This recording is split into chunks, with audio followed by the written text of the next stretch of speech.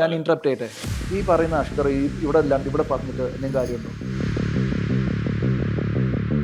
Average പോയ ഇതിന്റെ പുറകെ നിൽക്കുന്നത് ക്യാമറ മേടിക്കണം, ഇതിന്റെ പുറകെ നിൽക്കണം, അയാൾക്ക് കോർഡിനേറ്റ് ചെയ്യണം. എന്തിനാ? ഇൻട്രസ്റ്റ് ഉള്ളത് കൊണ്ടാവില്ലേ?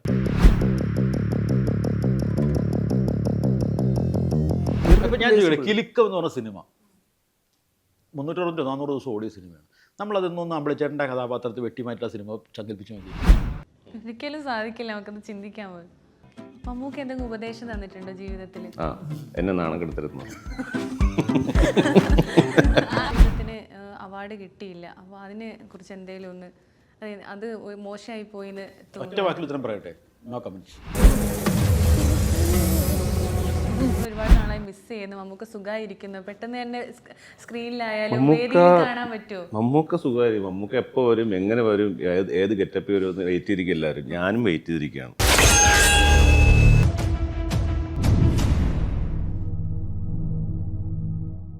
രാജുവിന്റെ കാര്യം പറയുമ്പോഴേ എനിക്ക് കുറച്ചും കൂടി പറയാനുണ്ട്. രാജുവിന്റെ കൂടെ വർക്ക് ചെയ്തിട്ടുള്ള രാജുവിന്റെ രണ്ടാമത്തെ പടത്തിന്റെ റൈറ്റ് ആണ് ഞാൻ. അതെ, കാരണം ആദ്യത്തെ പടം നന്ദനത്തിന്റെ ലൊക്കേഷനിൽ പോയിട്ടാണ് ഞാനും എൻ്റെ ബ്രദറും ഇയാളെ കാണുന്നതും നമ്മൾ കഥാപാത്രങ്ങളൊക്കെ അതുപോലെ ബുക്ക് ചെയ്യുന്നത്. വയലൻസ് അത് കോളേജിലപ്പോൾ കണ്ട പടം വയലൻസിന് നമുക്ക് കാരണം അതിൽ കണ്ടിട്ടുണ്ടോ പടം? ഞാൻ തിയേറ്ററിൽ കണ്ട ജനിച്ചിട്ടുണ്ടാവില്ല. അപ്പോൾ തോപ്പടി പാലത്തിൽ അതില് നമ്മുടെ എറണാകുളത്ത് ജീവിച്ചിരുന്ന ഒരു ഗുണ്ട അവിടെ കഥയാണ്. സത്യത്തിൽ വലിയൊരു ഫാമിലി നെയിമൊക്കെ ഉള്ളൊരു എറണാകുളത്ത് ഉണ്ടായിരുന്നു. ആ കഥാപാത്രം നമ്മൾ മോൾഡ് ചെയ്തില്ല. അപ്പോൾ അതിനൊരു എക്സോർവൈ പോരാ. ഒരു എക്സിസ്റ്റിംഗ് ആയിട്ടുള്ള നമ്മൾ അന്നത്തെ ഉണ്ടായിരുന്ന അവരൊന്നും വെച്ചിട്ടൊന്നും നടക്കുന്ന കാര്യമേ ഇല്ല. അപ്പോൾ അത് നമ്മുടെ പ്രൊഡ്യൂസർ കൂടെ നിന്നു. ഇതിൽ നമ്മൾ എന്തിനാണ് നമുക്ക് just go for new face, അതിൽ ചെയ്തോളൂ. അങ്ങനത്തെ എല്ലാ ഫ്രീഡങ്ങൾ വരുമ്പോഴാണ് പലതും നമുക്ക് ഈ ചതുരക്കൂട് പൊളിച്ച് പുറത്തു പോകാൻ പറ്റുന്നത്. അപ്പോൾ പുള്ളി അങ്ങനെ നമ്മളോട് പറയുകയും പിന്നെ അതിനുള്ളൊരു ഹണ്ടായിരുന്നു. ആ ഹണ്ടിൽ നമ്മൾ ആ സിനിമയിൽ 2 സൂപ്പർ നടന്മാരുടെ മക്കളെ കൊണ്ടുവന്നു. ഒന്ന് സുകുമാരൻ ചേട്ടൻ്റെ മകൻ പൃഥ്വിരാജ്, 2 സോമേട്ടൻ്റെ മകൻ സോമൻ, 2 ഗുണ്ടകളെ. അപ്പോൾ അന്ന് രാജുവിൻ്റെ ആരാണ് അന്ന് പറഞ്ഞത്, രഞ്ജിത്തിൻ്റെ പടം ഷൂട്ട് കിടക്കും, നന്ദന ഷൂട്ട് കിടക്കുകയാണ്. അപ്പോൾ ഇങ്ങനെ ഇതിൻ്റെ കാര്യം പറഞ്ഞപ്പോൾ രഞ്ജിത്ത് പറഞ്ഞു, നിങ്ങളൊന്ന് വന്ന് നോക്ക്, സുകുമാരൻ ചേട്ടൻ്റെ മകനാണ് അഭിനയിക്കുന്നത്, എൻ്റെ കഥാപാത്രത്തിന് ഓക്കെയാണ്, പക്ഷേ നിങ്ങളെ ഒന്ന് പറ്റും നോക്ക് എന്ന് പറഞ്ഞ് ഞങ്ങൾ അവിടെ ലൊക്കേഷൻ ചെല്ലുമ്പോൾ അങ്ങനെ വളരെ ഒരു ബർമുടയൊക്കെ ഇട്ടിട്ട് അന്ന് അവിടുത്തെ ആ വീട്ടിൽ വന്ന തറവാട്ടിലെ സീനാണ്. അപ്പോൾ രാജു മുകളിലും കണ്ട് റെസ്റ്റ് എടുക്കുകയായിരുന്നു. അപ്പോൾ ആരോ വിളിച്ച് കണ്ട് വന്ന് ഇയാളുടെ കണ്ണ് കണ്ടപ്പോഴേ നമുക്ക് ഇത് സുകുമാരൻ ചേട്ടൻ്റെ മകൻ എന്നുള്ളത് കൊണ്ടൊന്നുമല്ല, അയാളിലൊരു ഗുണ്ട തോന്നി. കാരണം ആളങ്ങനെ വളർന്നിട്ട് പോലുള്ള ആളല്ല, ഒരു പെഡിഗ്രി ഉള്ള ആളാണ്. അപ്പോൾ അദ്ദേഹത്തിനോട് കഥ പറഞ്ഞു. പുള്ളി രാജു ചോദിച്ചത്, ചേട്ടാ ഞാൻ പറ്റുമോ? അപ്പോൾ പറ്റും എന്ന് പറഞ്ഞു. അപ്പോൾ തന്നെ പ്രൊഡ്യൂസറെ വിളിച്ച് പറയുന്നു ഇയാൾ ഓക്കെയാണ് എന്ന് പറഞ്ഞു. അപ്പോൾ അതിൻ്റെ അടുത്ത് കുറച്ച് ദിവസം ഷൂട്ടുണ്ട്. ഞങ്ങൾ എറണാകുളത്ത് വന്ന് ഇയാൾ ഷൂട്ട് കഴിഞ്ഞ വഴിക്ക് ഈ പ്രൊഡ്യൂസറെ ഫ്ലാറ്റ് ഉണ്ട് വൈറ്റില ജംഗ്ഷൻ. അപ്പോൾ ഞാനവിടെ ഉണ്ട്, രാജു അവിടെ വരുന്നു. ഒരു ഡെഡിക്കേഷനുള്ള ആളാണ് രാജു. അന്ന് രാജു അവിടെ വന്നു. ഞാൻ ഡെഡിക്കേഷൻ എന്ന് പറയാൻ കാരണം വന്നു കഴിഞ്ഞപ്പോൾ ഓൾ ഓഫ് എ സഡനാണ്. ഞങ്ങൾ 3 പേരെ ഫ്ലാറ്റിലുള്ളൂ, ഞാൻ, പ്രൊഡ്യൂസർ, രാജു വന്ന് കയറി. തിരുവനന്തപുരത്തേക്ക് പോവാ രാജു. ഞാൻ പറഞ്ഞു, രാജു നമുക്ക് ഒരു ഫോട്ടോഷൂട്ട് നടത്തി തരും. ചേട്ടാ ഫോട്ടോഷൂട്ടോ? എങ്ങനെ നടന്നു? ഞാൻ പറഞ്ഞു നമുക്ക് വിളിക്കാം. അപ്പോൾ നമ്മുടെ സൂര്യ ജോൺസ് എന്ന് പറഞ്ഞായിരുന്നു ഒരു സ്റ്റിൽ ഫോട്ടോഗ്രാഫർ ഉണ്ടായിരുന്നു സിനിമ, വളഞ്ഞമ്പലത്താണ്. പുള്ളിയെ ഫോൺ വിളിക്കുന്നു, പുള്ളി ക്യാമറ ആയിട്ട് വരുന്നു. വന്ന് ഒരു സാധനവും ഇല്ല ഇടാൻ, എന്തെങ്കിലും ചെയ്യണമല്ലോ. ഫസ്റ്റ് ഒരു നമ്മുടെ ഇതിലേക്കൊന്ന് മേക്കപ്പ് ചെയ്തിട്ട് ഇടാനായിട്ട് ഒരു സാധനമില്ല. അന്ന് ഞാനാണ് അദ്ദേഹത്തെ മേക്കപ്പ് ഇടുന്നത്, രാജു. ഞാൻ അന്നൊരു കാക്കി ഷർട്ട് ഇട്ടിരുന്നു. കാക്കി ഷർട്ട് എന്ന് വെച്ചാൽ നമ്മുടെ മറ്റേ ഫ്ലാപ്പൊക്കെ ഉള്ള ഷർട്ടില്ലേ, മറ്റേ മിലിറ്ററി ഷർട്ട് പോലത്തെ എന്ന് വെച്ചാൽ മൃഗയിലും അമ്മൊക്കെ ഇട്ടിരുന്ന പോലത്തെ ഷർട്ടാണ് ഇട്ടിരിക്കുന്നത്. എൻ്റെ കഴുത്തിലൊരു റെഡ് ചരടിലൊരു ഒറ്റ രുദ്രാക്ഷമാല ഉണ്ടായിരുന്നു. പിന്നെ കയ്യിലൊരു എന്തോ ഒരു ലെതറിൻ്റെ വളയ പോലത്തെ സാധനമുണ്ട്. ഞാൻ പറഞ്ഞു, രാജു ഈ ഷർട്ടിന് കുഴപ്പമുണ്ടോ? ഈ ഷർട്ടിന് കുഴപ്പമില്ലെന്ന് പറഞ്ഞു. രാജു ടീഷർട്ട് ഊരി നിൽക്കുകയാണ്. അപ്പോൾ അതിനെനിക്ക് തോന്നി ഭയങ്കര പോസിറ്റീവാണ്. അയാൾക്ക് അങ്ങനത്തെ ഒരു അയ്യോ ഞാൻ സുകുമാരൻ ചേട്ടൻ്റെ മകനാണ്, മറ്റേതാണ്, എന്തെങ്കിലും ചെയ്യാൻ പറ്റും. ഞാൻ ഇട്ടിരിക്കുന്ന ഷർട്ടാണ്, വേർപ്പുണ്ട്. നമ്മൾ രാജു പേരപ്പുണ്ട് അതിനെന്താ ചേട്ടാ എന്ന് പറഞ്ഞിട്ട് അവനാ ഷർട്ട് ഇട്ടു, രാജു ഷർട്ട് ഇട്ടു. നമ്മൾ താഴോട്ട് എന്താണെന്ന് മുണ്ടോ എന്തോ പാൻറ്റ് തന്നെ രാജുവിൻ്റെ പാൻറ്റ് തന്നെ കൊടുത്തു കഴിഞ്ഞിട്ട് ഈ ചെയിനും കൊടുത്തു, ഈ രുദ്രാക്ഷം, പിന്നെ ഈ വളയിട്ടു. ഇതിലൊന്നും ഒരു മടിയില്ല കേട്ടോ, സാധനം. കുറച്ച് ഫോട്ടോസ് എടുത്തു, ഞാൻ പറഞ്ഞ ആംഗിൾ വെച്ചിട്ട് ഫോട്ടോസ് എടുത്തു. കുറച്ച് കഴിഞ്ഞപ്പോൾ ഞാൻ പറഞ്ഞു നമുക്ക് രാജു ഒരു പണി ചെയ്താലോ, കുറച്ച് ബ്ലഡ് വേണമല്ലോ. ചേട്ടാ ബ്ലഡോ? അപ്പോൾ ബ്ലഡിന് ഒരു വഴിയില്ല. അപ്പോൾ അന്ന് ഈ പ്രൊഡ്യൂസറുടെ ഫാമിലി അവർ ദുബായിൽ സെറ്റിൽഡാണ്. അപ്പോൾ അന്ന് ഇവിടുന്ന് പോയിട്ട് 2-3 ദിവസമായിട്ടുള്ളൂ. അതിലെനിക്ക് ഒരു വൈഫിൻ്റെ ആണോ മോളുടെ ആണോ കുങ്കുമം ഇരിപ്പുണ്ടായിരുന്നു, ചുവന്ന കുങ്കുമം. ആ കുങ്കുമം ഞാൻ കുറച്ച് കയ്യിലെടുത്തിട്ട് ടാപ്പിൽ നിന്ന് കുറച്ച് വെള്ളം ഒടിച്ച് അങ്ങനെ വെച്ചിട്ട് ഇയാളുടെ പല്ലിലും തേച്ച് കൊടുത്ത് ഇവിടുന്ന് ഇട്ടിട്ട്. പക്ഷേ ഞാൻ അത്ര ചെയ്തുള്ളൂ. രാജുവിനോട് ഒരു സിറ്റുവേഷൻ പറഞ്ഞു, രാജു ഒരു കൊല കഴിഞ്ഞ് നിൽക്കുകയാണ്, ഗുണ്ടയാണല്ലോ, ഒരു ഫൈറ്റും അതിൻ്റെ ഇടയിൽ ഒരു കൊലയും കഴിഞ്ഞ് നിൽക്കുകയാണ്. എനിക്കത് വേണം. അപ്പോൾ ഇൻഡോറാണ് ഞങ്ങൾ. വലിയൊരു ബാൽക്കണി ഉണ്ട്, കുറച്ച് വൈറ്റിലെ ജംഗ്ഷനിലേക്ക് ഫേസ് ചെയ്തിട്ട് കുറച്ച് വലിയൊരു ബാൽക്കണി, ഇതിൻ്റെ ഒരു പകുതി ഉണ്ട്. അപ്പോൾ ഈ ക്യാമറ ഫോട്ടോഗ്രാഫർ സാറേ നമുക്ക് അവിടെ നിൽക്കാം, ലൈറ്റിംഗ് കറക്റ്റ് ആയിരിക്കുന്നു. അത് മറ്റേ താഴെ ഇത് 8ാമത്തെ 9ാമത്തെ നിലയിൽ താഴെ മറ്റേ എക്സ്റ്റീരിയർ വിഷ്വലും കിട്ടും എന്ന് പറഞ്ഞാണ്. രാജുവിന് ഞാൻ ഫസ്റ്റ് ഒരു ലുക്കേ പറഞ്ഞു കൊടുത്തുള്ളൂ, ഇതിങ്ങനെ ഒഴിച്ചിട്ട് ഇങ്ങനെ നിൽക്കുന്നൊരു സാധനം. അത് കഴിഞ്ഞ് രാജു ഓരോ ക്ലിക്കിനും മാറി എടുത്തൊരു, എനിക്ക് തോന്നുന്നു ഒരു റോളേ ചെയ്തുള്ളൂ. പിന്നെ വേറെ പ്രോപ്പർട്ടീസ് ഇല്ല ചെയ്യാൻ. അപ്പോൾ കത്തി വേണം. ഫിലിം അല്ലേ? അന്ന് മറ്റേ ഡിജിറ്റലായിട്ട് ആ ഫിലിമും ഡിജിറ്റലാണ് ഷൂട്ട് ചെയ്തു. അങ്ങനെ ഒരു കത്തി, അവിടെ ബ്രെഡ് മുറിക്കണ കത്തി ഉണ്ടായിരുന്നു, അതൊക്കെ എടുത്തിട്ട് പിന്നെ അയാളെ കഥ, എനിക്ക് തോന്നുന്നു അങ്ങനത്തെ ഒരു കഥാപാത്രത്തെ രാജു മുമ്പ് ചെയ്തിട്ടില്ല. രാജുവിൻ്റെ 2ാമത്തെ പടം ഷൂട്ട് തുടങ്ങാൻ പോകുന്നുള്ളൂ. അതിലേക്കുള്ളൊരു ട്രാൻസ്ഫോർമേഷൻ ഭയങ്കരമായിരുന്നു. നല്ലൊരു വൈബായിരുന്നു അയാളുടെ കൂടെ ഉണ്ടായത്. പിന്നെ അതിൻ്റെ ഷൂട്ട് തുടങ്ങി. രാജുവിൻ്റെ ഡെഡിക്കേഷൻ എന്ന് പറഞ്ഞാൽ അതിൽ ഉപയോഗിക്കുന്നൊരു ബൈക്കുണ്ട്. ഇയാൾക്ക് ആകെ ഒറ്റ കോസ്റ്റ്യൂമേ ഉള്ളൂ, ബ്ലാക്ക് ജീൻസും ബ്ലാക്ക് ഷർട്ടും. ആ പടം മൊത്തം അങ്ങനെയാണ്. വേറെ ആകെ എനിക്ക് 2 ജോഡിയും കണ്ട് ഉണ്ടായിരുന്നുള്ളൂ. അയാൾ ആ ബൈക്കും കൊണ്ട് സെറ്റിലേക്ക് വരും, ഷൂട്ട് കഴിഞ്ഞ് ആ ബൈക്കും കൊണ്ട് തിരിച്ചു വരും. അയാൾ തന്നെയാണ് ഓടിച്ചുകൊണ്ടിരുന്നത്. ഞാൻ പറഞ്ഞത് അതിനുശേഷം അന്നും രാജുവിന് ടെക്നിക്കൽ സൈഡിലോട്ട് ഭയങ്കരമായൊരു ചായ്വ് ഉണ്ടായിരുന്നു. അന്ന് അതിനുശേഷം നമ്മുടെ സിനിമ കഴിഞ്ഞിട്ടൊക്കെ ആരോ കംപ്ലയിൻറ്റ് പറഞ്ഞു, ഇയാൾ ലെൻസ് ചോദിക്കും, ഏതാ ലെൻസ് ഇട്ടിരിക്കണമെന്ന് ചോദിക്കും. അതിലൊന്നും തെറ്റില്ല എന്നാണ് എനിക്ക് അഭിപ്രായം. കാരണം അയാൾക്ക് റേഞ്ച് അറിയാം. അയാൾ സിനിമ ഫാമിലിയിൽ നിന്ന് വന്ന ആളാണ്. അയാൾ ഇന്നലെ കയറി വന്ന ഒരാളല്ല. അയാൾ സിനിമ കണ്ടതാണ്, സിനിമ കണ്ട് വളർന്ന ആളാണ്. ചിലപ്പോൾ ഓർമ്മ വെച്ച കാലം വരെ ഈ 2 പേരും സിനിമ കണ്ട് വളർന്ന ആവശ്യം. ഒരു നടൻ, ഞാൻ പറഞ്ഞ അതാണ് ചെറിയ കുറച്ച് ഈഗോസിൻ്റെ ഒരു പ്രശ്നങ്ങളുണ്ടെന്നാണ്. അല്ല, പിന്നെ ഞാൻ എൻ്റെ എക്സ്പീരിയൻസും ഷൂട്ട് കഴിഞ്ഞാലും നമ്മുടെ ഒരു സമയം ഫ്രീ ടൈം കഴിഞ്ഞാലും അതിനെപ്പറ്റി തന്നെയാണ് സംസാരിക്കുന്നത്. അത് സംസാരിക്കേണ്ട ആവശ്യമില്ല. അത്രത്തോളം ഇൻട്രസ്റ്റ് ഉള്ള, ടെക്നിക്കലി നല്ല ആഗ്രഹമുള്ള, ഇൻട്രസ്റ്റ് ഉണ്ട്. ടെക്നിക്കലി അറിയുന്ന ഒരാൾക്ക് കൂടുതലൊരു നല്ല നടനാവാൻ പറ്റുമെന്ന് തോന്നുന്നുണ്ടോ? അങ്ങനെയല്ല, ഇങ്ങനെ ചോദ്യം നമ്മളെല്ലാ സൈഡും അറിയുമ്പോൾ എല്ലാ സിനിമയിൽ എല്ലാ സൈഡും അറിഞ്ഞിരിക്കുക എന്നുള്ളൊരു നടൻ്റെ അതിന് ഉദാഹരണമാണ് ഇന്ററപ്റ്റ് ചെയ്യട്ടെ. ഈ പറയുന്ന അഷ്കർ ഇവിടെ അല്ലാണ്ട് ഇവിടെ പറഞ്ഞിട്ട് എന്തെങ്കിലും കാര്യമുണ്ടോ? അപ്പോൾ ഇതിൽ ആ ഫ്രെയിമിൽ വരണം, ഇതിൻ്റെ അകത്ത് ഈ ലെൻസാണ്, ഇപ്പോൾ ഇവിടെ നിന്നാൽ എന്നെ കഴിയും, ലൈറ്റ് ക്യാച്ച് ചെയ്യണം എന്നാൽ അത്, കാരണം സിനിമ ടെക്നിക്കൽ ആർട്ടാണല്ലോ. ഈ സിനിമ എന്ന് പറയുന്ന സ്റ്റേജ് പോലെ അല്ലല്ലോ. സ്റ്റേജിലാണെങ്കിലും നമ്മളാണ് ലൈറ്റ് വെച്ച്, ഇത് ടെക്നിക്കലാണ്. അപ്പോൾ നമ്മൾ എല്ലാ സൈഡും ലൈറ്റ് ക്യാച്ച് ചെയ്യണം, മൂവി മൂവ്മെൻറ്റ്സ് അറിയണം, ക്യാമറ അറിഞ്ഞ് എല്ലാവരും അറിഞ്ഞറിഞ്ഞ് പലർക്കും ഇപ്പോൾ സാറ് പറഞ്ഞ ചോദിക്കാൻ ബുദ്ധിമുട്ടുള്ള പലരും ഉണ്ടാവും. നമ്മൾ പലരും ചോദിക്കും, ചിലർ ചോദിക്കത്തില്ല. എനിക്കെല്ലാം അറിയാവുന്ന ചിന്തകളുണ്ട്, പലരും ഉണ്ടാവും. ചില കാര്യങ്ങൾ ഇൻവോൾവ് ആയി. ഏറ്റവും കൂടുതൽ ഉദാഹരണം എന്ന് പറയുമ്പോൾ എൻ്റെ അമ്മാവനെ കണ്ടിട്ട് അദ്ദേഹം ഏറ്റവും കൂടുതൽ ലെൻസ് ഉപയോഗിച്ചതും കഴിഞ്ഞ ദിവസം നിങ്ങളെപ്പോലെ ഇപ്പോൾ ഈ മീഡിയയുടെ ഫസ്റ്റ് പരിപാടി കൊണ്ടുവന്നത് മമ്മൂക്കയാണ്, മനോജ് കെ ചേട്ടൻ എന്ന് പറയുന്നുണ്ടായിരുന്നു. സുർമ വീഡിയോ എന്ന് പറയും, ലൊക്കേഷനിൽ പോയിട്ട് ബൈറ്റ് എടുക്കുക. ഫസ്റ്റ് മമ്മൂക്കയാണ് പരിപാടി കൊണ്ടുവന്നത്, ഇൻട്രൊഡ്യൂസ് ചെയ്തത്. അങ്ങനെ അതിൻ്റെ വീഡിയോ അദ്ദേഹമാണ് ഓരോ ലൊക്കേഷനിൽ പുള്ളിയുടെ സുർമ വീഡിയോ എന്ന് പറഞ്ഞാൽ പുള്ളിയുടെ അനിയന്മാരും ഇബ്രാഹിം കുട്ടി അവരൊക്കെ കൂടി രഞ്ജി പണിക്കർ സാറുണ്ടായിരുന്നു. രഞ്ജി പണിക്കർ ഇവരാണ് ഫസ്റ്റ് സ്റ്റാർട്ട് ചെയ്തത്. അതിൻ്റെ ബാലൻസാണ് നിങ്ങൾ. അപ്പോൾ അവരൊക്കെ എവിടെയോ പരിപാടികൾ തുടങ്ങിയിട്ടാണ് ഇപ്പം നമുക്ക് വേറെ ലെവലിൽ എത്തിയില്ല. ഇവർക്ക് ഇത് ചെയ്യേണ്ട കാര്യമില്ലല്ലോ. നമുക്ക് ഇപ്പോൾ ആവറേജ് പോയ ഇതിൻ്റെ പുറകെ നിൽക്കുന്നത്, ക്യാമറ മേടിക്കണം, ഇതിൻ്റെ പുറകെ നിൽക്കണം, അയാൾക്ക് കോർഡിനേറ്റ് ചെയ്യണം. എന്തിന്? ഇൻട്രസ്റ്റ് ഉള്ളതുകൊണ്ടാവില്ലേ? സാറിൻ്റെ അഭിപ്രായം എന്താ? ഈ ആക്ടേഴ്സിനെ ടെക്നിക്കലി അറിയണം. ഇപ്പോൾ ഈ പറഞ്ഞ പോലെ ഈ അറിയണ്ട എന്ന് പറയുന്നത് നമ്മുടെ മുഷ്കാണ്. അതൊക്കെ പൊളിച്ചെഴുതി തുടങ്ങി ഇപ്പോഴത്തെ പിള്ളേർ. ഇപ്പോൾ ഡയറക്ടർമാരും ക്യാമറമാനായാലും എല്ലാം ഇപ്പോൾ മാറി നാട്ടിൽ വാടാ വന്ന് നോക്കടാ എന്ന് പറയുന്ന, എങ്ങനെയുണ്ടെന്ന് നോക്കുക, മോണിറ്ററിൽ കാണിച്ചു കൊടുത്ത് അയാളിൽ അയ്യോ ഞാനിതൊന്ന് മാറ്റി ചെയ്തോട്ടെ. ഈ മാറ്റി ചെയ്തോ ആർക്കാ ഗുണം? ആ സിനിമ കാണാൻ സംവിധായകനാണ്.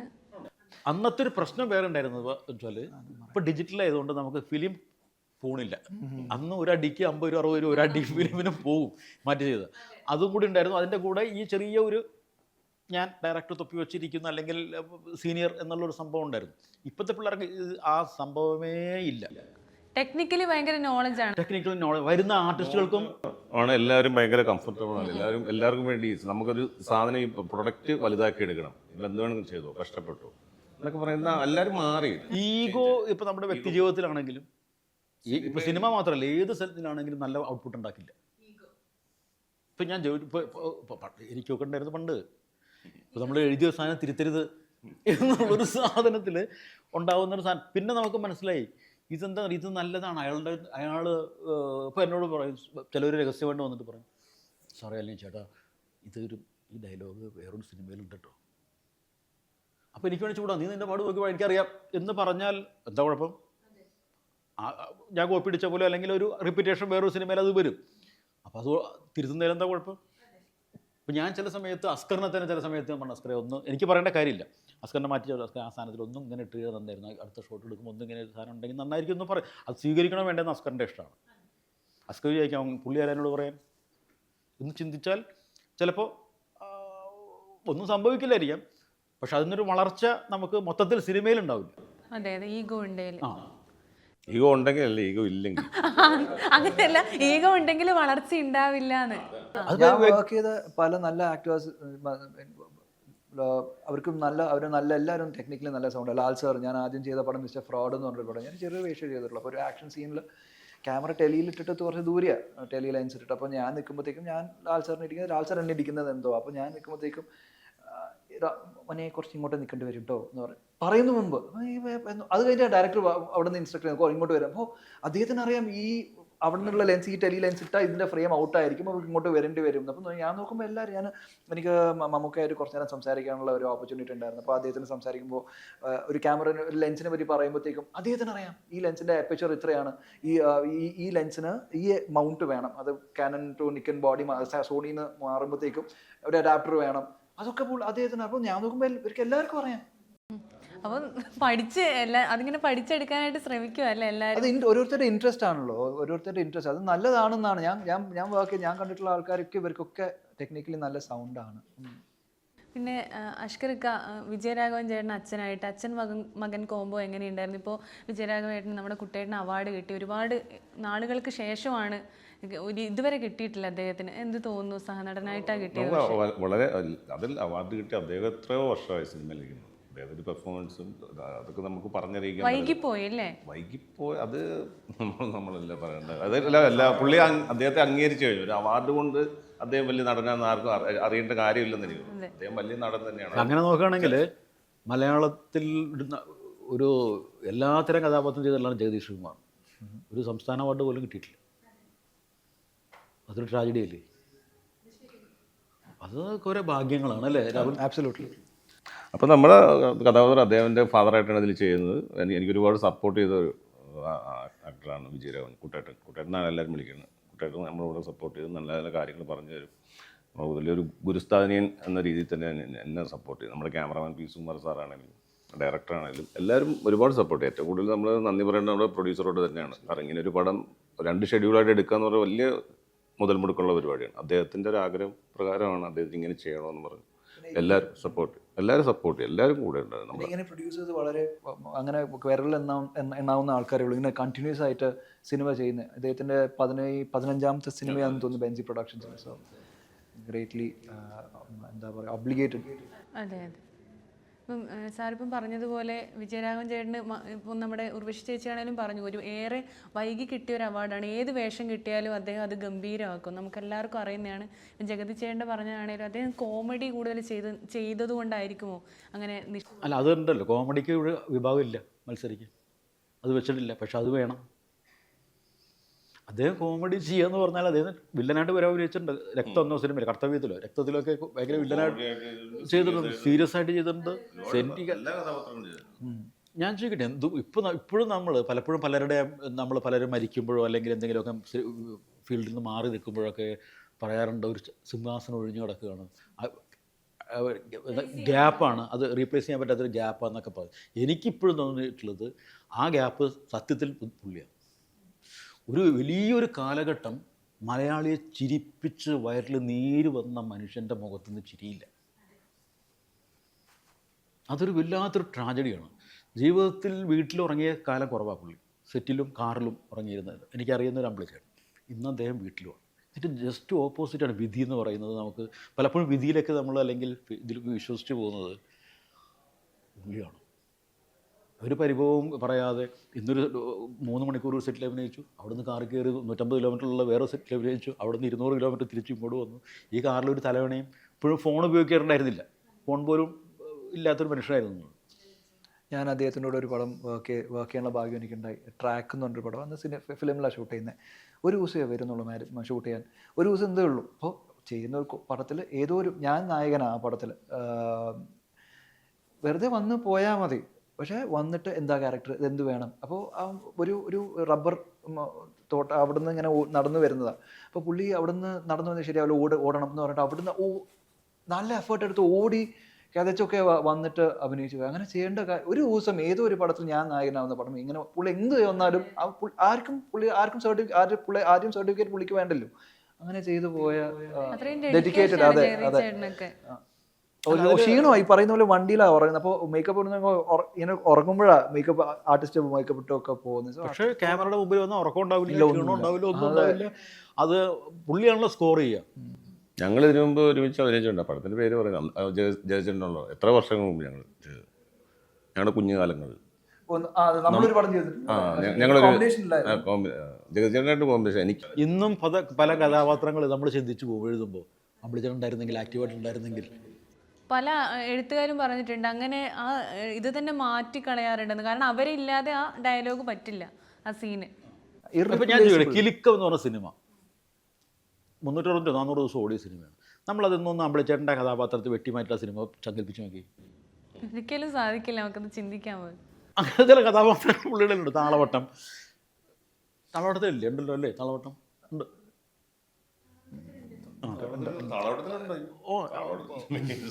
കടലാസും കന്നാസും. ഞാൻ പറഞ്ഞത് എൻ്റെ ആർക്കാണ് അദ്ദേഹത്തെ ഇഷ്ടമല്ലാത്തത്? അതുപോലെ ഉള്ള കോമഡി താരങ്ങൾ. ഇപ്പം ഒരിക്കൽ ജയറാം പറഞ്ഞ ഞാൻ ഓർക്കുന്നുണ്ട്, ഞാൻ അമ്പിളിച്ചേട്ടനെ ഇമിറ്റേറ്റ് ചെയ്താണ് തമിഴിലേക്ക് പോയി രക്ഷപ്പെടുന്നത് പലതും. മനസ്സിലായില്ല. എന്നാൽ പുള്ളിക്ക് എനിക്ക് തോന്നുന്നത് മറ്റൊരു ചെറിയൊരു വിഷമമുള്ളത് ഈ കൂടെയുള്ള കോമ്പറ്റീഷൻ ആർട്ടിസ്റ്റുകൾ റീടേക്ക് വരുമ്പോഴാണ്. കാരണം ഇത് രണ്ടാമത് ചെയ്യണമല്ലോ. പലപ്പോഴും അത് പറഞ്ഞിട്ടുള്ളൊരു. പിന്നെ അവാർഡുകളൊന്നും പുള്ളി ചെയ്തു വെച്ച കഥാപാത്രങ്ങൾ തന്നെയാണ് പുള്ളിയുടെ അവാർഡ്. എൻ്റെ അപ്പുറം ഒരു അവാർഡില്ല. ഇനി റാമാണ് ഇനി വരാനുള്ളത് അല്ലേ? അതിന്റെ ഷൂട്ട് ഇനിയും ബാലൻസ് ഉണ്ട്. ലാലേട്ടൻ ജിത്തു ജോസഫ് സാറിൻ്റെ കൂടെ 3 പടങ്ങൾ, ഇതും കൂടി കൂട്ടിയിട്ട് 3 പടങ്ങളാണ്. അപ്പം റാം എങ്ങനെയായിരിക്കും? ഒരു വലിയ ബജറ്റുള്ള ഒരു പടമാണ് മാരും. ആക്ഷൻ ത്രില്ലറാണ്. അപ്പോൾ നല്ലൊരു വലിയ ബജറ്റുള്ള ഒരു പടമാണ്. അപ്പോൾ അതിൻ്റെ 2 പോർഷനായിട്ടാണ്, അത് 2 പാർട്സ് ആയിട്ടാണ് ഷൂട്ട് ചെയ്തത്. ഓൾറെഡി സെക്കൻഡ് പാർട്ട് ഷൂട്ട് ചെയ്ത് കഴിഞ്ഞാൽ ഒരു 30 days ബാലൻസേ ഉള്ളൂ ഷൂട്ട് ചെയ്യാൻ. ഒരു നല്ല സംഭവമായിരിക്കും. ഒരു നല്ല, എനിക്ക് കുറച്ച് എക്സ്പെക്ടേഷൻ ഇല്ലാണ്ടില്ല. നല്ല കഥാപാത്രം കുറേ. അതെ, ലാൽ സാറിൻ്റെ കൂടെ ഉണ്ട്. 1-2 രാജ്യത്തിൽ എനിക്ക് പോയി ഷൂട്ട് ചെയ്യാൻ പറ്റിയിട്ടുണ്ട്, ഭാഗ്യം കിട്ടിയിട്ടുണ്ട്. മൊറോക്കോയിലുണ്ടായിരുന്നു ഞാൻ, പിന്നെ UK ഉണ്ടായിരുന്നു ഒരു സ്കെഡ്യൂള്. ഇനിയും ഉണ്ട് 1-2 സ്ഥലത്ത് ഷൂട്ട് ചെയ്യാൻ. അപ്പോൾ അങ്ങനെ എനിക്ക് നല്ല എക്സ്പെക്ടേഷൻ ഉള്ളൊരു പടം. പിന്നെ ലാൽ സാറിൻ്റെ കൂടെ വർക്ക് ചെയ്യുന്ന ജിത്തുവേട്ടനും ലാൽ സാറിൻ്റെ കൂടെയും അവരോട് വർക്ക് ചെയ്യാൻ പറ്റുന്ന അവരോട് വെക്കാൻ പറ്റുന്ന ഒരു ഭാഗ്യം, ആ ഫ്രെയിമിൽ അവർ ഡയറക്റ്റ് ചെയ്യുമ്പോൾ നമുക്കും കൂടെ നിൽക്കാൻ പറ്റുന്നൊരു വലിയൊരു ഓപ്പർച്യൂണിറ്റി. ഇപ്പോൾ ഇക്കയുടെ മനസ്സിൽ ഇക്ക ചെയ്തതിൽ ഏറ്റവും ഇഷ്ടപ്പെട്ട അല്ലെങ്കിൽ അങ്ങനെ നിൽക്കുന്ന ഒരു കഥാപാത്രം ഏതാണ്? ഇനി ചെയ്യണമെന്ന് ആഗ്രഹിക്കുന്ന ഒരു കഥാപാത്രം ഏതാണ്? നമ്മൾ ചെയ്യുന്നതെല്ലാം നമുക്ക് ഇഷ്ടപ്പെട്ട് ചെയ്യുന്ന കഥാപാത്രം. നമ്മളെ കൊണ്ട് ആകാവുന്ന ക്യാരക്ടറുകൾ ചെയ്യുക. നമുക്ക് മാക്സിമം സിനിമയിൽ തന്നെ എന്ത് കഥാപാത്രം നമ്മളെ കൊണ്ട് പറ്റുന്നു എന്ന് നോക്കിയിട്ട് സിനിമ എനിക്കല്ല ഇന്ന കഥാപാത്രം എനിക്ക് ചെയ്യണമെന്ന് ആഗ്രഹിക്കാൻ പറ്റും. ഇപ്പോൾ പോലീസ് ഓഫീസറായി ഞാൻ വേറെ കോമഡി ചെയ്തിട്ടുണ്ട്. കുറേ കാര്യങ്ങൾ നമ്മൾ നല്ലൊരു സ്പേസിൽ എത്തുക എന്നുള്ളതാണ്. നമുക്ക് ആഗ്രഹങ്ങളുണ്ടല്ലോ, ആഗ്രഹങ്ങൾ വേണമെന്നാണ് എല്ലാവരും പറയുന്നത്. സിനിമയിലെത്തണം, സിനിമ തന്നെയാണ് നമ്മുടെ ആഗ്രഹം. നല്ല നല്ല കഥാപാത്രങ്ങൾ ചെയ്യണം എന്നാണ് ആഗ്രഹം. മമ്മൂക്ക് എന്തെങ്കിലും ഉപദേശം തന്നിട്ടുണ്ടോ ജീവിതത്തിൽ? എന്നെ നാണം കെടുത്തിരുന്നു. അങ്ങനെ തന്നെ അങ്ങനെ ഞാനിപ്പോൾ തമാശ പറഞ്ഞ നന്നായി പുള്ളി എന്താ വെച്ചാൽ പുള്ളി മോശം പേര് വരാതെ നമ്മൾ നല്ല കഥാപാത്രങ്ങൾ ചെയ്യുക, സിനിമയിലൊരു മോശം പേരുണ്ടാക്കിയെടുക്കുക, നല്ല പേരുണ്ടാക്കിയെടുക്കുക, നന്നായിട്ട് അഭിനയിക്കുക. അദ്ദേഹത്തിന് ഇതിൻ്റെ പോസ്റ്ററൊക്കെ അയച്ചു കൊടുത്തിരുന്നു, ആവശ്യം കണ്ടു, അദ്ദേഹം സന്തോഷം, ഹാപ്പിയാണ്. ഭാസ്കറിന്റെ സത്യസന്ധത കാണാതെ പോയി. All the best, all the best അദ്ദേഹം പറഞ്ഞു കേട്ടോ. ഞാൻ ഇപ്പോൾ പോസ്റ്ററൊക്കെ അയച്ചു കൊടുത്തിരുന്നു, ആവശ്യം അയച്ചു കൊടുത്തിരുന്നു. പിന്നെ ട്രെയിലറും കാര്യങ്ങളൊക്കെ അയച്ചു കൊടുത്തിട്ടുണ്ട്. ട്രെയിലർ റിലീസ് ആവുന്ന അടുത്ത ദിവസം അല്ലേ? നമ്മൾ ഡേറ്റ് ഫിക്സ് ചെയ്തിട്ടില്ല അല്ലേ. പിന്നെ നമ്മളൊക്കെ, ഞാൻ മമ്മൂക്കയുടെ വലിയ ആരാധികയാണ്, ഒരുപാട് കണ്ടിട്ടുമുണ്ട്. നമ്മൾ ഒരുപാട് നാളായി മിസ് ചെയ്യുന്നു. മമ്മൂക്ക സുഖമായിരിക്കുന്നു, പെട്ടെന്ന് തന്നെ സ്ക്രീനിലായാലും വേദിയിലും കാണാൻ പറ്റുമോ? മമ്മൂക്ക സുഖമായിരിക്കും. മമ്മൂക്ക എപ്പോൾ വരും, എങ്ങനെ വരും, ഏത് ഗെറ്റപ്പ് വരും എന്ന് വെയിറ്റ് ചെയ്തിരിക്കും എല്ലാവരും. ഞാനും വെയിറ്റ് ചെയ്തിരിക്കുകയാണ്. ഒരു വരും അതിനുള്ള തയ്യാറെടുപ്പിലാണ് അദ്ദേഹം സുഖമായിരിക്കുന്നു, ഹാപ്പി ആയിരിക്കും. അതൊന്ന് പ്രേക്ഷകരൊന്ന് അറിയാൻ ഒരുപാട് പേർക്ക് സുഖമായിരിക്കുന്നു. അദ്ദേഹത്തിന് കുഴപ്പമൊന്നും ചെറിയ ചെറിയ പരിപാടി അതൊക്കെ എല്ലാവരും മാറി ചെറിയ അസുഖം മാറി പുള്ളി സുഖമായിരിക്കുന്നു. എനിക്ക് തോന്നുന്നു അടുത്ത മാസം അദ്ദേഹത്തിൻ്റെ ബർത്ത്ഡേ ആണ്. അദ്ദേഹം അതിൽ വരാനിരിക്കുകയാണോ നമുക്കറിയത്തില്ല. എല്ലാവരും അതിൻ്റെ ഒരു ത്രില്ലിങ്, ഏത് ഗെറ്റപ്പിലാണ് വരുന്നതെന്നൊരു പിടുത്തമില്ല. ഇപ്പം ലാസ്റ്റ് ഒന്ന് ചോദിക്കുകയാണെങ്കിൽ ദുൽഖർ അഷ്കർക്ക, നിങ്ങൾ തമ്മിൽ എങ്ങനെയാണ്? ഭയങ്കര ഒരു കുടുംബത്തിലായതുകൊണ്ട് തന്നെ ഭയങ്കര ഒരു അറ്റാച്ച്മെൻറ്റും കാര്യങ്ങളൊക്കെ ഉണ്ട്. കുടുംബത്തിലാണ് എല്ലാവരും കാണുമ്പോൾ, നമ്മുടെ ഓരോ ഫംഗ്ഷൻ കാണുമ്പോൾ സംസാരിക്കും, ഓരോ മീറ്റിംഗ് ഉണ്ടാകും. അല്ലാതെ നമ്മൾ സിനിമയുടെ കാര്യങ്ങൾ പറഞ്ഞ് നമ്മളെപ്പോഴും വിളിച്ച്, എല്ലാവർക്കും അവരവരുടെ ജോലിയും അവരവരുടെ കുടുംബവും കാര്യങ്ങളും തിരക്കില്ല. എല്ലാവരും കാണുമ്പോൾ നമ്മൾ സംസാരിക്കും, അത്യാവശ്യ കാര്യങ്ങളുടെ വിളിക്കും. അല്ല ഡെയിലി നമുക്ക് രാവിലെ ഒരു സുഖമാണോ, ഇതൊക്കെ നീ അവിടെ ഏത് ഷൂട്ടിലിടാം, അങ്ങനെയൊന്നുമില്ല. അത് നമ്മളിപ്പോൾ ആരായാലും കുടുംബക്കാരായാലും അങ്ങനെ വിളിക്കുന്നില്ലല്ലോ അല്ലേ? എന്നും വിളിച്ചന്വേഷിക്കും. എല്ലാവരും അവരവരുടെ ജോലി തിരക്കിലും അവരവരുടെ ജീവിതം കൊണ്ടുപോകാനുള്ള ഓട്ടത്തിലല്ലേ എല്ലാ മനുഷ്യരും. എല്ലാവർക്കും ഇഷ്ടമാണ് പരസ്പരം, എല്ലാവരും ബഹുമാനം. ഞാൻ സാറിന് തന്നെ ഇടയ്ക്ക് വല്ലപ്പോഴും വിളിക്കാറുള്ളൂ, രാവിലെ വിളിച്ചിട്ടേ കാലങ്ങളായി. അല്ല ഞാൻ പറഞ്ഞു, നമ്മൾ കാണുമ്പോൾ ഉള്ള സൗഹൃദമാണ്, നമ്മുടെ മനസ്സിലുണ്ടല്ലോ സ്നേഹം. നമ്മൾ ഡെയിലി വിളിച്ച് നമ്മൾ ഗുഡ് മോർണിംഗ് അയച്ച്, ഡെയിലി ഗുഡ് മോർണിംഗ് അയച്ച് ആ സൗഹൃദം പുലർത്തേണ്ട കാര്യമില്ല. അപ്പോൾ കാണുമ്പോൾ രാവിലെ ഞാൻ കെട്ടിപ്പിടിച്ച് പോകും, ഞങ്ങൾ സംസാരിക്കും. അല്ല ഇടയ്ക്ക് എന്താടാ പക്ഷേ അതാണ്, എല്ലാവരും ഓരോ ജോലി തിരക്കിലല്ലേ. എല്ലാവരും ഓരോ കുടുംബത്തിൻ്റെ പരിപാടികളും ആ ടെൻഷനും പ്രശ്നങ്ങളും സിനിമയും കേട്ടാണ്. എന്നാലും ഇപ്പോൾ രണ്ടുപേരോടും ചോദിക്കുകയാണെങ്കിൽ ഇനി ഇങ്ങനെ ഒരു സിനിമ ചെയ്യണമെന്ന് ആഗ്രഹിക്കുന്ന ഏതെങ്കിലും കഥാപാത്രം ഉണ്ടോ? ഇപ്പം സാറിൻ്റെ സ്ക്രിപ്റ്റിലായാലും ഒരുപാട് നല്ല കഥാപാത്രങ്ങൾ സൃഷ്ടിച്ച ആളാണ്, ഒന്ന് അങ്ങനെ ചോദിക്കുവാണെങ്കിൽ. ഇന്ന കഥാപാത്രം ഒന്നുമില്ല. ഇതുപോലെ സാറിനെ പോലെ കുറേ നല്ല റൈറ്റേഴ്സിൻ്റെ കൂടെ, നല്ല ഡയറക്ടേഴ്സിൻ്റെ കൂടെ വർക്ക് ചെയ്യാൻ നല്ല ആഗ്രഹമുണ്ട്. അപ്പം മീനത്തിൽ താലികെട്ട് പോലെയുള്ള സിനിമകൾ ഇനി വരുമോ? അതുപോലെയുള്ള സിനിമ ഇനി വേണ്ടല്ലോ, അത് വന്നല്ലോ. അല്ല അതുപോലെ നമ്മൾ കോമഡി എല്ലാം കൂടിയുള്ള അത് എന്താ പറയുക, ഇപ്പോൾ അസ്കർ പറഞ്ഞൊരു കാര്യത്തിനെ കോട്ട് ചെയ്ത് പറയാം. എല്ലാവർക്കും ഒരുപാട് ടെൻഷനുള്ളതാണ് ഇപ്പോൾ. അപ്പോൾ ടെൻഷൻ റിലീവറായിട്ട് സിനിമ കാണാൻ പോകുന്ന അത് ഫാമിലിയാണ്. അവർക്ക് വലിയ ബ്രെയിൻ ഉപയോഗിച്ച് ഉദാത്തമായ സിനിമയെ അനലൈസ് ചെയ്ത് റിപ്പോർട്ട് കൊടുക്കേണ്ട കാര്യമൊന്നുമില്ല. അവർക്ക് ഈ പറഞ്ഞ പോലെ ഒരു ഫ്രണ്ട്ലി ഒരു 2 മണിക്കൂർ അവർക്ക് ആ കഥയ്ക്ക് ഈ പറഞ്ഞ പോലെ മിന്നൽ താലികെട്ട് പോലുള്ള കഥകൾക്ക് മാർക്കറ്റ് ഉണ്ട്. സത്യത്തിൽ എനിക്ക് തോന്നുന്നു അതേ ഉള്ളൂ എന്ന് തോന്നുന്നു. കാരണം ആ ഒരു ഫാമിലി ഓഡിയൻസ് വരുന്നത്, അവർക്ക് വലിയ ഇതിലെടുത്ത് പോസ്റ്റ്മോർട്ടം ചെയ്യാനോ ഈ കഥയുടെ എൻ്റർടൈനർ എന്നുള്ളൊരു സാധനം മാത്രമേ ഉള്ളൂ. നമുക്കേ ഉള്ളൂ ഇതൊക്കെ മറ്റേത് മറിച്ച് കൊടുക്കണം എന്നൊക്കെ ഉള്ളൂ. അവർക്ക് നമ്മൾ കൊടുക്കേണ്ട സിനിമകൾ അത് ലോക സിനിമയിൽ പോലും അങ്ങനെയാണ്. അത്തരം സിനിമകൾക്ക് ഒരു ലൈറ്റ് മൂവീസ്, ഫീൽ ഗുഡ് മൂവീസിനെന്നും ഒരു വേറെ മാർക്കറ്റ് ഉണ്ട്, അത് ഏത് ലാംഗ്വേജിലാണെങ്കിലും. അപ്പം ആ ജോണറാണോ ഇഷ്ടം, അല്ലെ ഇങ്ങനെ ക്രൈം ത്രില്ലർ എഴുതുന്നത് തന്നെയാണ്? ഇത് കുറച്ചുകൂടി ഈസിയാണ് നമുക്ക്, അങ്ങനെ ശീലിച്ചുകൊണ്ടാണല്ലോ. പക്ഷെ അതും ചെയ്തിട്ടുണ്ടല്ലോ. ഞാൻ പറയാം പടങ്ങളിൽ, ഞാൻ പറയാം മിന്നൽ താലികെട്ട്, സൂര്യപുത്രൻ, മിന്നാമിനിങ്ങനെ മിന്നുകെട്ട്, കുങ്കുമച്ചെപ്പ്, മന്നാടിയപ്പണ്ണി, ചെങ്കോട്ട ചെക്കൻ, കോമഡി പടങ്ങൾ ഇഷ്ടംപോലെ എല്ലാ ജോണറിലും ചെയ്തിട്ടുണ്ട്. ക്രൈം ഫയൽ, ജനാധിപത്യം, അങ്ങനെയുള്ള സിനിമകളും വന്നിട്ടുണ്ട്. വയലൻസ്, ഇത് DNA, എനിക്ക് തോന്നുന്നു എല്ലാം ഒരു ജോണറിൽ കൈവച്ചിട്ടുണ്ട്.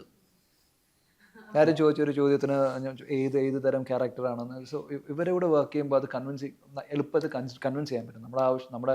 ഞാൻ ചെയ്യേണ്ട ജോലി കൺവിൻസിങ് ആവണം എന്നുള്ളതാണ്. അത് ഇവരെ പോലത്തെ ആൾക്കാരൊക്കെ എഴുതുമ്പോൾ അത് നമ്മുടെ ജോലി കുറച്ചും കൂടി എളുപ്പമാകും. കാരണം അത്രയും കൺവിക്ഷനും അതോടെയാണ് അതിനൊരു അത്രയ്ക്കും ഡീറ്റെയിൽഡ് ആയിട്ടായിരിക്കും. അപ്പം അതാണ് അതിൻ്റെ കാര്യം. അപ്പം നമുക്ക് ഇനി ദി കേസ് ഡയറി ഓഗസ്റ്റ് 21 ഇറങ്ങുവാണ്. പ്രേക്ഷകരോട് എന്താണ് പറയാനുള്ളത്, നിങ്ങളുടെ എക്സ്പെക്ടേഷനും? പ്രേക്ഷകരോട് നമ്മൾ പതിവ് പോലെ പറയുന്നത് അല്ലേ, തിയേറ്ററിൽ തന്നെ പോയി കാണണം, നമ്മുടെ പടം എല്ലാവരും കണ്ട് വിജയിപ്പിക്കുക, നമ്മൾ സപ്പോർട്ട് ചെയ്യുക എന്നുള്ള അതല്ലേ നമ്മളെല്ലാവരും പറയുന്നത്. തിയേറ്ററിൽ തന്നെ മാക്സിമം പോയി കാണുക എന്നുള്ളതാണ്. അപ്പോൾ അതിൻ്റെ എഫക്റ്റും കാര്യങ്ങളും അതുപോലെ ടെക്നീഷ്യന്മാർ അതുപോലെയാണ് ചെയ്യുക. ടെക്നോളജി ഭയങ്കരമായിട്ടുള്ള കാര്യങ്ങളുണ്ട് ഒരുപാട്. എല്ലാവരും തിയേറ്ററിൽ തന്നെ കാണുക. അത് ആധികാരികമായി സാറിനായിരിക്കും പറയാൻ കുറച്ചും കൂടി പറ്റുക. അല്ല, ഇപ്പോൾ ഏത് ബിസിനസ് പറഞ്ഞ പോലെ വിജയിച്ചാലേ നിലനിൽപ്പുള്ളൂ. അത് സിനിമയായാലും മറ്റെന്ത് ബിസിനസ്സാണെങ്കിലും.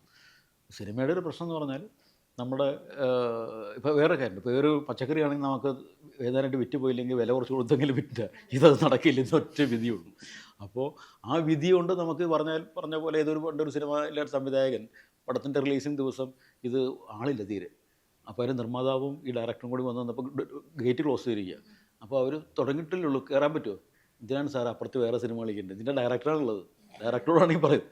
അപ്പോൾ ഇതിന് നമുക്ക് അപ്പോൾ ഈ ഡയറക്ടർ പ്രൊഡ്യൂസറോട് പറഞ്ഞു തല്ലി വെടിവെച്ച് കയറ്റണം എല്ലാത്തിനകത്ത്. അങ്ങനെ കയറ്റാൻ പറ്റില്ലല്ലോ നമുക്ക് സിനിമയിൽ. അപ്പോൾ അതിന് ഓഡിയൻസ് തന്നെ തീരുമാനിക്കണം, കാണണം. അതിന് അവരെ തിയേറ്ററിലിരുത്തി കാണിച്ച് രസിപ്പിച്ച് വിടാനുള്ള സാധനം കൊടുക്കുക എന്നുള്ള ഉത്തരവാദിത്വം നമുക്കുണ്ട്. അവിടെ ആര് പാളി പോകുന്നോ പരാജയമാകും.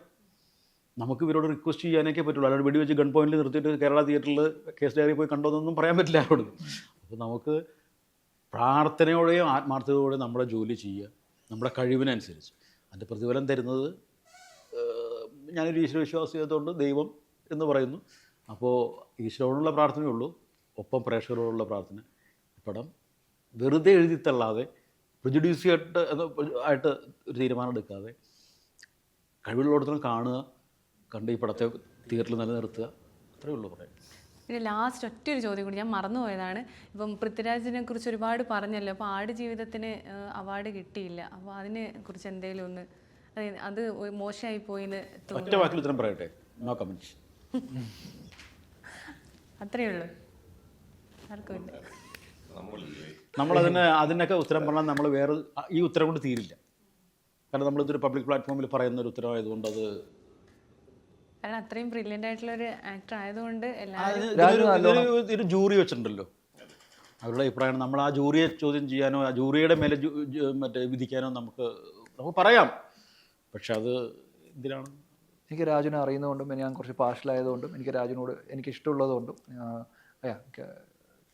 സന്തോഷിച്ചതിനെ ഞാനും കിട്ടിയിരുന്നെങ്കിൽ, രാജുവിനെ കിട്ടിയിരുന്നെങ്കിൽ. അതെ. അപ്പോൾ ഓക്കെ, താങ്ക് യു. നല്ലൊരു വിജയമാവട്ടെ കേസ് ഡയറി. അഷ്കരക്കയുടെ എല്ലാവരുടെയും ഒരു എന്താ പറയുക, അടുത്തൊരു നല്ല കഥാപാത്രങ്ങളൊക്കെ തേടി വരാനുള്ളൊരിത് കൂടി ആവട്ടെ. ഒരുപാട് സന്തോഷം. Thank you.